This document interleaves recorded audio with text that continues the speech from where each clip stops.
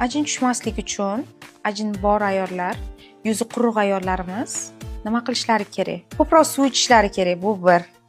Ikkinchidan, uhod qilishlari kerak yuzlariga. Quruq yuzlar yog'li yuzga nisbatan ko'proq uhod qilishlari kerak yuzlarini.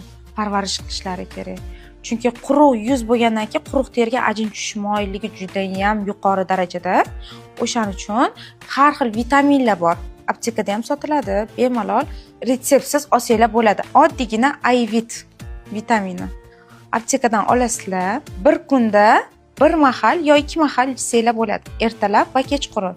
Undan tashqari bitta donasini faqat kechqurun, bitta donasini teshasizlar-da, igolkadami, teshib yuzingizga, ko'z atrofingizga полностью surtasizlar. Bitta donasi hamma joyga yetadi yuzni.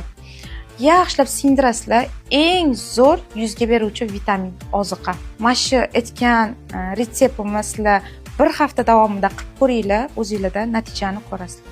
Lekin undan oldin albatta kosmetologga kelib, yuzingizni turi qanaqaligini bilib, muolajani yozdirib ketishingiz kerak. Chunki yog'li yuzlarga Ayvit tavsiya qilinmaydi. Yana ham yog'lantirib yuborishi mumkin. Ana o'shaning evaziga quruq yuz, juda ham quruq yuzlar bo'ladigan bo'lsa, ajini bor yuzlar, hech qanaqa muammosi yo'q, faqatgina ajinga qarshi kurashmoqchi bo'lgan patsientlar bo'lsagina biz ularga tavsiya qilamiz.